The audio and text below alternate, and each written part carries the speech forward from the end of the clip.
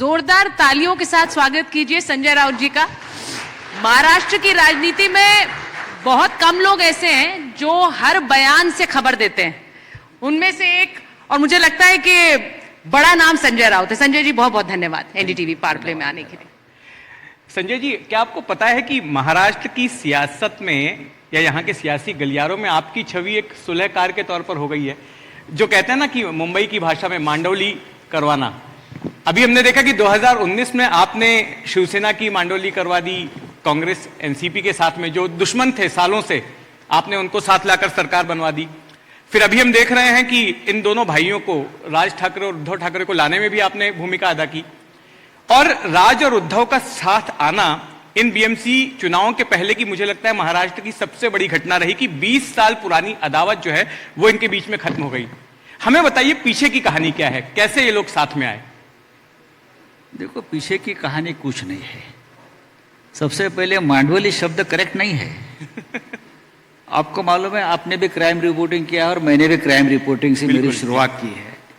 तो मांडवली शब्द वहां यूज किया जाता है। नहीं, जब झगड़े को सुलझाने का मांडवली हो गया। झगड़ा कहाँ था? नहीं सर, इसको ऐसे बोल देते हैं कि आप वो पत्रकार बन गए जिन्होंने सबसे बड़ी खबर ब्रेक कर दी। देखिए, 2019 की बात आप कर रहे हो, जब शरद पवार साहब और हमारा अलायंस हो गया या कांग्रेस के साथ अलायंस हो गया। देखो, हिंदुस्तान की डेमोक्रेसी में कोई किसी का उस तरह से दुश्मन नहीं है। विचारधाराएं अलग अलग हो सकती है, मतभेद हो सकते हैं, लेकिन जब स्टेट और देश की स्टेबिलिटी का विषय आता है तो कुछ बातें बाजू में रखकर हमको एक साथ आना पड़ता है। देखिए, 25 साल हम भारतीय जनता पार्टी के साथ रहे, एक विचारधारा है, हाँ, सब कुछ एक है, डीएनए भी एक था हमारा। फिर भी 2019 में जब चुनाव के नतीजे आए तो भारतीय जनता पार्टी ने हमसे सरकार बनाने के लिए बात करने तक बात नहीं की, बात शुरू ही नहीं की। जो कुछ पहली बातें तय हो गई थी, जब अमित शाह जी मातोश्री पे आए थे, ठीक है, आप वो नहीं बोलते हैं, ऐसा नहीं हुआ। आपने एकनाथ शिंदे को मुख्यमंत्री बनाया पार्टी तोड़कर, आपने 2-2 डिप्टी सीएम बनाए पार्टी आपकी सरकार में, लेकिन 2019 में आप शिवसेना को डिप्टी सीएम भी देने को तैयार नहीं थे। तो ऐसे में हमारी पार्टी क्या करेगी? राजनीति है, पॉलिटिक्स है, सत्ता सबको चाहिए। तो सामने पवार साहब थे, कांग्रेस थे, हमारी बात हो गई और उनको भी सत्ता की जरूरत थी, हम एक साथ आ गए। दूसरी बात, राज ठाकरे उद्धव ठाकरे दोनों भाई है भाई, हम कहाँ बीच में आते हैं? उसमें 2 भाई है, दोनों की माताएं जो है एक दूसरे की सगी बहनें हैं, ये फैमिली मैटर है। हाँ, एक बात सही है कि मैं दोनों का मित्र हूँ और पुराना मित्र हूँ, बचपन के दोस्त हम लोग हैं। तो मेरी थोड़ी बहुत वहाँ अगर मदद हो गई तो मैं अपने आप को भाग्यशाली मानता हूँ कि मेरी पूरी जिंदगी ठाकरे परिवार के साथ गई है। आज मैं जो भी यहाँ बैठा हूँ वो ठाकरे परिवार की देन है, नहीं तो संजय राउत कौन है? कोई नहीं। लेकिन संजय जी, चलिए, ये परिवार की बात है, आपने कहा दोनों सगे भाई हैं, लेकिन दोनों की राजनीति जुदा रही है। 2003 से जब से उद्धव ठाकरे जी ने शिवसेना की कमान संभाली, हमने एक ये बात देखी कि उद्धव ठाकरे जी ने एक सर्वसमावेशक नीति अपनाने की कोशिश की। जो शिवसेना की कट्टरवादी इमेज थी, कट्टरपंथी इमेज थी, उसको उन्होंने बदलने की कोशिश की। ना वो उत्तर भारतीयों के खिलाफ कैंपेन चलाते थे, इनफैक्ट जो दोपहर का सामना, आप जिसके कार्यकारी संपादक भी हैं मराठी के अलावा, उस अखबार को निकलवाने में भी उन्होंने अहम भूमिका निभाई। इसके अलावा उन्होंने एक मी मुंबईकर नाम का कार्यक्रम भी शुरू करवाया था, जिसमें कि जो गैर मराठी लोग हैं उनको शिवसेना के साथ में जोड़ा जाए। उन्होंने 2019 में जो महाविकास आघाड़ी बनी तो उसके जो प्रीएम्बल में सेकुलर शब्द का इस्तेमाल किया गया, उसको भी साथ में लिया और मुसलमानों के बीच में भी उनकी एक फॉलोइंग खड़ी हो गई। लेकिन अब उन्होंने जिस तरह से राज ठाकरे के साथ में गठजोड़ किया, तो आपको लगता नहीं है कि ये जो इतने दिनों से उनकी छवि बिल्डअप हो रही थी एक इंक्लूसिव नेता की, उसको डैमेज हो रहा है? क्योंकि राज ठाकरे वो नेता हैं जो कभी उत्तर भारतीयों के खिलाफ मुहिम चलाते हैं, कभी मुसलमानों के खिलाफ चलाते हैं, कभी हिंदुत्व की बात करते हैं, कभी मराठीवाद की बात करते हैं। देखिए, जब राजनीति में इस प्रकार की बातें होती है, लेकिन मुंबई में हमेशा शिवसेना ने एक बैलेंस भूमिका ली है। जब बाला साहब ठाकरे थे तब भी आपने देखा होगा, उद्धव ठाकरे ने तो ज़्यादा बैलेंस भूमिका ली है।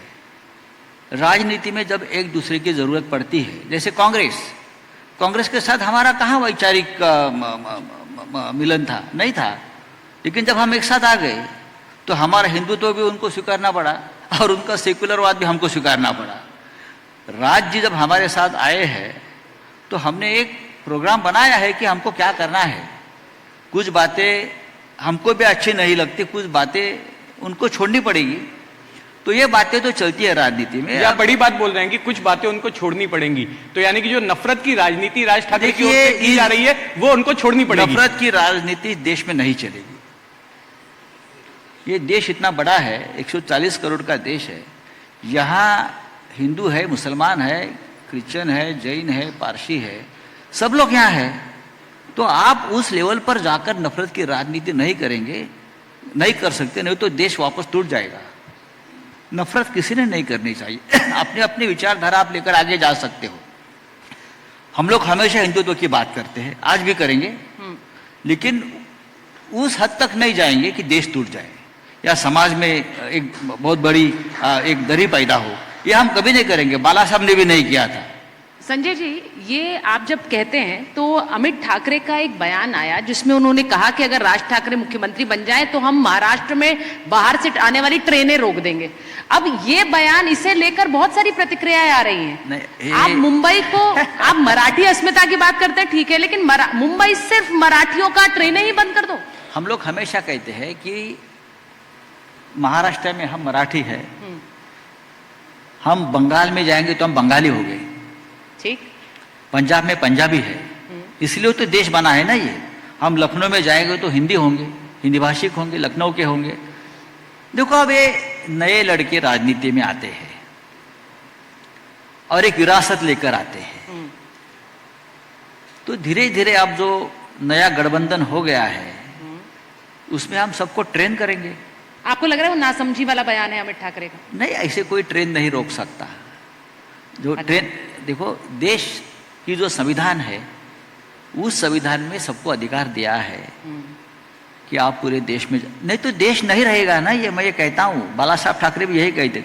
हाँ, लेकिन आप अगर जाते हो किसी शहर में तो वहाँ के लोगों का हक आप मत मारिए। हम ये कहेंगे कि और राज्य में अगर रोजगार पैदा होता है तो वहाँ के लोगों का वहाँ पहला हक है, हमको भी मिलना चाहिए। लेकिन वहाँ के जो लोग हैं, लोकल भूमिपुत्र बोलते हैं, उनको ये पहला हक है कि वहाँ रोजगार, नहीं तो बेचारे अपना घर बार छोड़कर कोई कलकत्ता में जाता है, कोई दिल्ली में जाता है, कोई मुंबई में आता है, किसी को आनंद नहीं होता है ना अपना घर बार, माँ बाप बहन छोड़कर आइए। तो इस प्रकार की जो बयान है, मुझे लगता है आने वाले दिनों में कम हो गया, नहीं हो गए। नहीं, आप अमित ठाकरे के बयान को तो कह रहे हैं कि ये बयान सही नहीं है, आप उसे माफ कर रहे हैं, लेकिन एक अन्नामलई जब बयान देते हैं कि मुंबई इंटरनेशनल सिटी, तो आप कहते हैं इन पर केस कर दो। अगर मैंने जाकर कहा कि चेन्नई तमिलनाडु का शहर नहीं है, लखनऊ उत्तर भारत का शहर नहीं है, हिंदुस्तान का कलकत्ता पश्चिम बंगाल का शहर नहीं है, तो लोग वहाँ के यही रिएक्शन देंगे। इंटरनेशनल सिटी है, इंटरनेशनल सिटी है, उस पर उसने ऐसा नहीं कहा है। उसका बयान ऐसा है कि मुंबई महाराष्ट्र की नहीं है। ये बहुत सेंसिटिव बयान है और इस प्रकार के बयान देने से बचना चाहिए किसी भी शहर में जाकर और किसी भी शहर के बारे में, क्योंकि अपना एक, हर प्रांत की अपनी एक अस्मिता है, किसी भी शहर की एक अपनी अस्मिता है, भाषा की अस्मिता है, शहर की अस्मिता है। तो नेताओं ने इस प्रकार के बयान से बचना चाहिए। राउत साहब, इसी से जुड़ा मेरा सवाल है कि बीजेपी का यह आरोप रहा है कि जब भी चुनाव आते हैं तब भी शिवसेना ये नैरेटिव शुरू कर देती है कि मुंबई को अलग करने की साजिश, मुंबई को महाराष्ट्र से अलग करने की साजिश। बीजेपी के बयान को इतने सीरियसली आप मत लीजिए।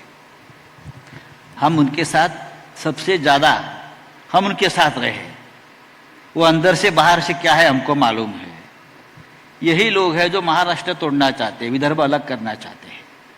मुख्यमंत्री, ये उनके मंत्री का बयान है कि बावनकुळे जी का, कि देवेंद्र फडणवीस सेपरेट विदर्भ के लिए उनका काम चल रहा है। ऐसे लोगों को मुंबई के बारे में क्या आप करें? मुंबई महाराष्ट्र की राजधानी है।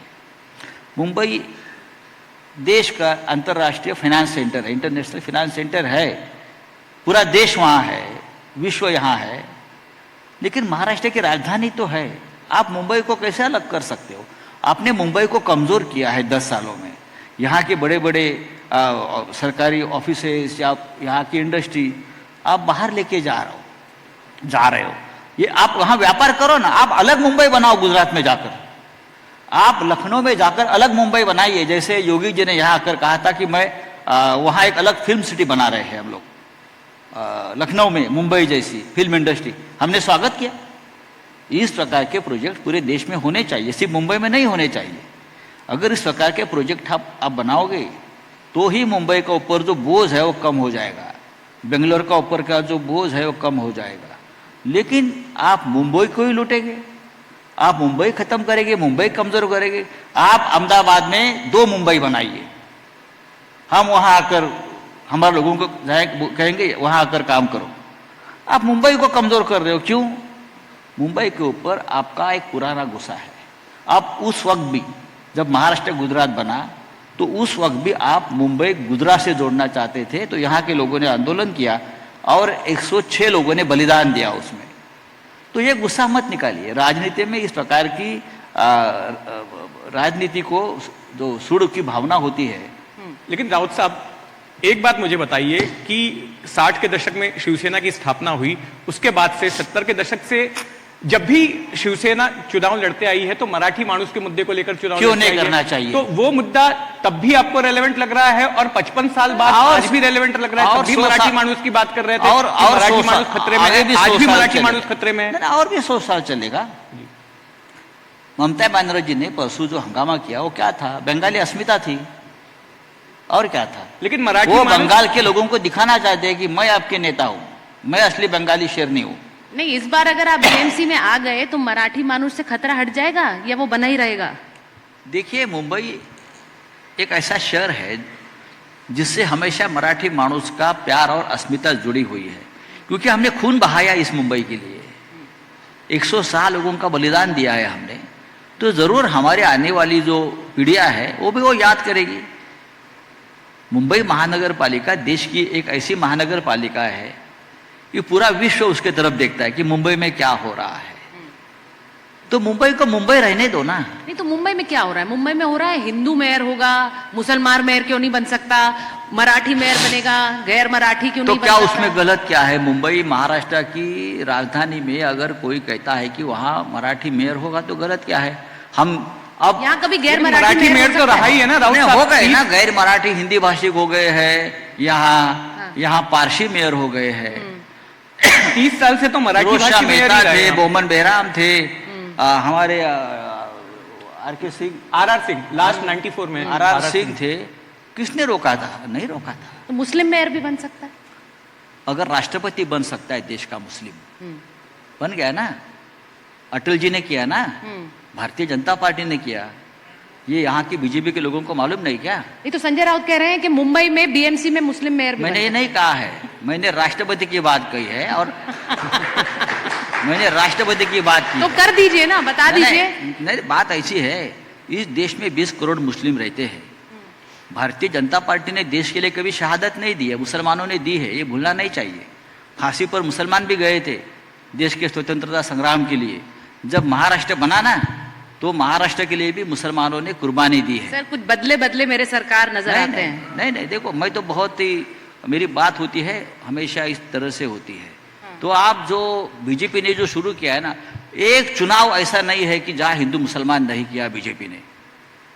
बीएमसी का चुनाव है, लोकल बॉडीज का चुनाव में कौन सा हिंदू मुसलमान की बात होनी चाहिए? नहीं होनी चाहिए। ये तो अलग विषय पर चुनाव होना चाहिए। लोकल बॉडी चुनाव है, लोगों की समस्या है, सुविधा की बात करनी चाहिए, विकास की बात। ये हमेशा हिंदू मुसलमान, मुंबई में जय श्री राम का नारा ही चलेगा, क्या संबंध है? आपने धर्म ध्वजा वहां लहराई है ना, तो ठीक है, पूरा देश देख रहा है। मुंबई की समस्या अलग है, मुंबई की समस्या के ऊपर बात करो। तो जय श्री राम का नारा नहीं चलेगा मुंबई में? जय महाराष्ट्र क्यों नहीं? तो दोनों भी तो हो सकते हैं। जय श्री राम के लिए हमने भी कुर्बानी दी है। ये जो आप जो बोलते हैं ना अभी, ये तब कांग्रेस पार्टी में थे। ये जो जिसने कहा ना, ये कोई राणे जी का बेटा है, उसने कहा ना ये जब हम लड़ रहे थे अयोध्या में, हम जेल में थे, सीबीआई हमारे ऊपर कार्रवाई कर रही थी, तब ये तो कांग्रेस में थे सब लोग। तो अभी हमें जय श्री राम सिखाएगा ये लोग? हिंदुत्व उनसे सीखने की जरूरत नहीं है हमको, हमारे खून में है। वो तो कह रहे हैं अब आप मुसलमानों के मसीहा बन गए। वो तो बीजेपी तो ये कह रही है। भारतीय जनता पार्टी की कैंडिडेट की लिस्ट देखिए, उसमें मुसलमान भी है मुंबई में, और 2 या 3 जगह पर भारतीय जनता पार्टी ने ओबीसी के पार्टी से अलायंस किया है। ये आपको मालूम है? ये किसको मूर्ख बना रही है लोग? ये भारतीय जनता पार्टी एक मूर्ख पार्टी है। उनको लगता है जनता भी मूर्ख है, उनको लगता है जनता मूर्ख है। जनता सब कुछ समझती है, सब कुछ जानती है पब्लिक। जब आप कहते हैं कि राज ठाकरे और उद्धव ठाकरे के रिश्ते रहे तो साथ आए तो क्या बड़ी बात है, तो मैं आपसे पूछूंगी, 2 दिन पहले जिनको आपने सार्वजनिक मंच से गद्दार कहा, उनसे बैठकर आप बात कर रहे थे, तस्वीरें भी आई, हंस हंस कर बात भी हो रही थी। क्या बात हो रही थी एकनाथ शिंदे से? देखिए, एकनाथ शिंदे हमारे पुराने साथी रहे, हम सालों साल एक साथ काम किया है। सर ये पिच बदली हुई नजर नहीं नहीं, और वो देखिए, जब वो हमारे पार्टी में थे तो मेरे मित्र रहे हैं। अब एक फंक्शन में मेरे सामने आ गए तो ये शिष्टाचार है, ये शिष्टाचार है कि नमस्कार करो। उसने मेरी तबीयत के बारे में पूछा, मैं बीमार था, तबीयत के बारे में, बस निकल गए। बाकी मेरा काम वापस शुरू हो गया, उनका भी काम शुरू हो गया। आगे काम नहीं, आगे काम हो सकता है साथ में भी? कभी नहीं होगा, कभी नहीं होगा, कभी नहीं होगा। अभी कई सारे सीटों पर राउत साहब ऐसा हुआ है कि बीजेपी और शिवसेना के, शिंदे सेना के उम्मीदवार निर्विरोध चुनकर आ गए। इसको आप किस तरह से देखते हैं? फ्रॉड है उनका कभी चुनाव से पहले अरे ही भाई, गया। नरेंद्र भाई मोदी विश्व गुरु है, वो कभी निर्विरोध चुनकर नहीं आ गए। अमित शाह इतने बड़े नेता है, वो कभी निर्विरोध चुनकर नहीं गए। मुंबई के कॉरपोरेशन में आपको मालूम है, जॉर्ज फर्नांडिस भी यहाँ कॉरपोरेटर थे, वो कभी निर्विरोध चुनकर नहीं आए। जॉर्ज साहब इतने बड़े नेता थे, मधु दंडवते, मधु लिमये, ये सब मुंबई में काम करने वाले लोग, बड़े बड़े लोग थे। ये हमारे शिवसेना के इतने बड़े बड़े नेता हो गए, वो कभी निर्विरोध चुनकर नहीं आए इस देश में या महाराष्ट्र में। तो ये किस झाड़ की, किस खेती की मूली है? ये सब पैसे के चक्कर है। सामने वालों को सत्ता के नाम पर दबाते हैं, पैसे देते, 5-5 करोड़ देते हैं नामांकन पीछे लेने के लिए। ये डेमोक्रेसी है क्या, या ये लोकतंत्र है? ऐसा चलता है कभी इस देश में? कभी नहीं होता है। लेकिन महाराष्ट्र में एक नई परंपरा ये लोगों ने शुरू की है पैसे की ताकत पर। लेकिन राउत साहब, यह आरोप लगता है कि शिवसेना यूबीटी कभी ईवीएम पर जो है आरोप लगाती है, कभी वोट चोरी का आरोप लगाती है, और ये सारा कुछ अपनी हार को जस्टिफाई करने के लिए किया जाता है, और एक तरह से भूमिका भी अभी से तैयार की जा रही है। ये ईवीएम की बात छोड़ दीजिए, ईवीएम पर सबसे पहले आरोप लगाया था भारतीय जनता पार्टी ने। शिवसेना भवन में आकर यही किरीट सोमैया हैदराबाद से कोई बड़े टेक्नीशियन लेकर आए थे, और उसने बाला साहब के सामने प्रेजेंटेशन किया कि ईवीएम कैसा हैक होता है, देखिए कांग्रेस ईवीएम के माध्यम से कैसे जीतती है। देखो, ये ईवीएम का जो मामला है, ये उस वक्त बीजेपी ने सामने लाया था। तो हमारी ये मांग है, बैलेट पेपर पर चुनाव लीजिए। जहां जहां बैलेट पेपर पर अभी चुनाव हो गया है लोकल बॉडीज के, चाहे तेलंगाना हो, चाहे कर्नाटक हो, सब जगह पर भारतीय जनता पार्टी 4 या 5 नंबर पर गई है, मालूम है, बैलेट पेपर। तो यहां भी कर लीजिए बैलेट पेपर पर। स्टेट का चुनाव करिए ना, लोकसभा करिए ईवीएम पर। लेकिन डरते हैं ये लोग, फ्रॉड है ये लोग, चोरी करते ये लोग। लेकिन ज्यादा दिन नहीं चलेगी। हर पाप का अंत होता है कभी ना कभी। कोई अमर होने के लिए यहां आया नहीं है, अमर पट्टा बांधकर कोई आया नहीं है। सबको रामकृष्ण भी आए और चले गए, ये कौन है? अगर बीएमसी का चुनाव आप लोग जीत जाएं, तब वोट चोरी के आरोप धुल जाएंगे? बात ऐसी है, हमने बीएमसी में ये मुद्दा बनाया ही नहीं है। हाँ सही बात है, आपने देखा होगा। हाँ सही बात है। हमारे कार्यकर्ता जमीन पर है। यहाँ के जो वोटर्स है, चाहे मराठी हो, चाहे मुस्लिम हो, चाहे हिंदी भाषिक हो, वो हमारे साथ रहेंगे, हमेशा रहते हैं इस चुनाव में। हमारा उन पर विश्वास है। तो वोट चोरी वगैरह बाद में देख लेंगे। हमने ना वोट चोरी की बात निकाली है, ना क्या एसआईआर बिसार। सीधे हम हमारी काम, हमारी पार्टी की जो साख अब तक यहाँ है उसके ऊपर हम चुनाव लड़ रहे हैं। और राज ठाकरे साथ आने से जरूर 1+1, पहले ठाकरे वर्सेस ठाकरे थे, अब ठाकरे प्लस ठाकरे हो गया ना। नहीं, आप ठाकरे प्लस ठाकरे की बात कर, एक सवाल है मेरा, ये ठाकरे प्लस ठाकरे का सियासी गठबंधन कितना टिकाऊ होगा? क्योंकि एक चर्चा ये भी है कि कहीं राज ठाकरे की पार्टी एमएनएस को बीजेपी ने एक ट्रोजन हॉर्स बनाकर तो विपक्षी खेमे में नहीं भेज दिया है कि कल को अगर उनको अपना मेयर बनाने के लिए संख्या बल में कमी पड़ती है तो अगर राज ठाकरे की पार्टी के उम्मीदवार चुनकर आते हैं तो उनको तोड़ लिया जाए। तोड़फोड़ की राजनीति तो देश में होते आई है। बात ऐसी है जितेंद्र, देवेंद्र फडणवीस ठाकरे को अब जानते हैं, मेरी जिंदगी उनके साथ गई है। तो जो आप ये बोल रहे हैं ना, ये ऐसा नहीं है, ये ट्रोजन हॉर्स वगैरह वगैरह ऐसा कुछ नहीं है। और आने वाले सालों सालों तक ये लोग एक साथ रहे। अगर हम बीजेपी के साथ 25 साल निकाले हैं तो राज जी के साथ 30 साल तो निकालेंगे ना। 5 साल बोनस है ना। संजय जी, थोड़ी देर पहले विनोद तावड़े आए थे तो उन्होंने कहा कि उद्धव ठाकरे मेरे मित्र हैं, राज ठाकरे मेरे मित्र हैं, मैं खाना भी खाता हूं, चाय भी पीता हूं। लेकिन उन्होंने एक बात कही कि राज ठाकरे उद्धव ठाकरे से बड़े ब्रांड है, बड़े ब्रांड। ऐसा अगर बीजेपी को लगता है तो ठीक है। हम दोनों भाई को ऐसे मानते हैं कि उद्धव जी बड़े भाई है, राज भी उनको बड़े भाई मानते हैं। अपने अपने एक पर्सनालिटी होती है। हमेशा उद्धव जी ने अपने आप को एक संयमी नेता के तौर पर पेश किया है। राज जी का अलग कैरेक्टर है। तो हो सकता है बीजेपी को ऐसा लगता होगा, तो ये बीजेपी की सोच है। लेकिन दोनों भाई ब्रांड है, ठाकरे ब्रदर्स ब्रांड है। जो लोग ये कह रहे हैं कि मराठी मानुष बचाने की तो सिर्फ एक पिच है, असली बात है ठाकरे बचाना है। क्योंकि अगर इस चुनाव में हार गए तो ठाकरे ये बात सही है। हाँ। ठाकरे बचेंगे तो मराठी मानुष बचेगा, ये बात सही है। ठाकरे बचेंगे तो मराठी मानुष और मुंबई बचेगी, ये सबको मालूम है। ये देवेंद्र जी को भी मालूम है, ये विनोद तावड़े को मालूम है, ये सबको मालूम है। जो लोग कह रहे हैं कि अगर बीएमसी हार गए तो ठाकरे वाइप आउट है, ठाकरे कभी वाइप आउट नहीं होते। हमने बहुत चुनाव हारे हैं, हम बहुत कम चुनाव जीते हैं। लेकिन ठाकरे और शिवसेना जैसी है, देखिए चुनाव के हार जीत के ऊपर ये निर्भर नहीं करता। संगठन मजबूत है हमारा। आज भी हम मुंबई बंद कर सकते हैं 10 मिनट में। नहीं, ये आप अचीवमेंट मान रहे हैं अपने कि हम मुंबई 10 मिनट में बंद कर देंगे? ये सबसे बड़ी अचीवमेंट है हमारी। ये तो धमकी है सर। हाँ, समझ लो धमकी है, उसमें क्या है।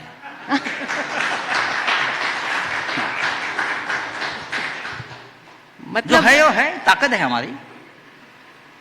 बहुत से लोग कहेंगे कि जो कहावत है ना, रस्सी जल गई बल नहीं गया, वैसी हमारी रस्सी भी नहीं जली है। नहीं जली नहीं कभी नहीं। ये सत्ता बीता क्या होता है, ये अभी मिली है सत्ता हमको। पूरी जिंदगी में जेल में चले गई हमारी। 8-8 दिन के बाद हमको जेल में जाना पड़ता था। अभी भी ईडी ने डाला था, 100 दिन रहकर आया हो अंदर ना। हम तो हटने वाले हैं क्या, ना झुकने वाले हैं। ये जो धमकी वाली राजनीति है आपकी संजय जी, ये बहुत से लोग कहते हैं, आपके प्रतिद्वंदी कहते हैं और कि आप बिल्कुल सड़क पर उतर जाएं। देखिए राज ठाकरे भी अब आपके साथ आ गए हैं। पिछले कुछ दिनों में जो घटनाएं हुई, हिंदी नहीं बोला तो थप्पड़ मार दिया, बता दिया कि हिंदी बोलो, यहाँ महाराष्ट्र है तो हिंदी बोलनी पड़ेगी। ये वाली जो राजनीति है, ये क्या आने वाले समय में भी आप लोग इसी राजनीति, क्योंकि आपने आज एक अलग रूप दिखाया अपना। आपने कहा कि देखिए तो सब महाराष्ट्र सबका है, मुंबई सबकी है, यहाँ पर हिंदू भी है, मुसलमान भी है। आपके कुछ बयान आज ऐसे होंगे जो हेडलाइंस बना दिए। तो ये वाली राजनीति कब तक चलेगी कि हिंदी नहीं तो थप्पड़? देखिए, मतलब मराठी नहीं तो थप्पड़। ये कब शुरू हो गया? जब क्या थर्ड लैंग्वेज कंपलसरी स्कूलों में करने की बात थी। हमारी भूमिका क्या है? हमको हिंदी सिखाने की जरूरत नहीं। मुंबई सबसे बड़ी हिंदी की प्रचारक है। यहां से उत्तर भारत से ज्यादा यहाँ हिंदी का प्रचार ज्यादा है। हम लोग बाहर जाते हैं तो हमारे भाइयों से हिंदी में बात करते हैं, हमको अच्छा लगता है। हम पार्लियामेंट में हिंदी में बात करते हैं। क्यों? हम हिंदी के विरुद्ध है? नहीं, मैं सबको कहता हूँ हिंदी में बात करो। जब हमारे साउथ के मित्र बात रखते हैं तो मैंने वही उनको, जब तक आप हिंदी में बात नहीं करोगे तब तक आपकी समस्या पूरे देश में नहीं जाएगी। आपको हिंदी में बात करनी पड़ेगी। मैं सबको बोलता हूँ। और हिंदी संगीत, हिंदी ड्रामा, हिंदी सिनेमा, सब कुछ मुंबई में है। ये देखकर हम जन्म से ही हिंदी बोलने शुरू करते हैं। तो हमारे ऊपर हिंदी मत थोपो। हमारे ऊपर क्यों हिंदी थोप रहे हो? हम तो हिंदी भाषा स्वीकार कर लिए हमने। यही वाद रहा ना। राउत साहब, समय हमारे पास सीमित है। एक आखिरी सवाल आपसे पूछना चाहता हूं, आपका आकलन क्या है? उद्धव ठाकरे और राज ठाकरे के गठबंधन को 227 में से कितनी सीटें मिलेंगी?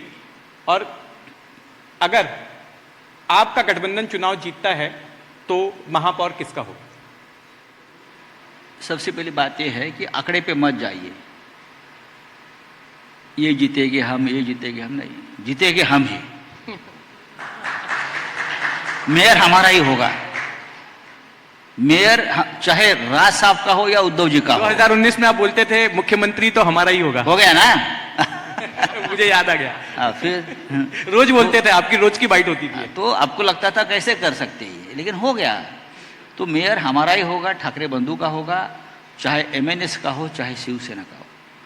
अब ये दो सिक्के के दो पहलू नहीं, एक ही सिक्का है। ये राज और उद्धव अलग नहीं है, हम एक है सब।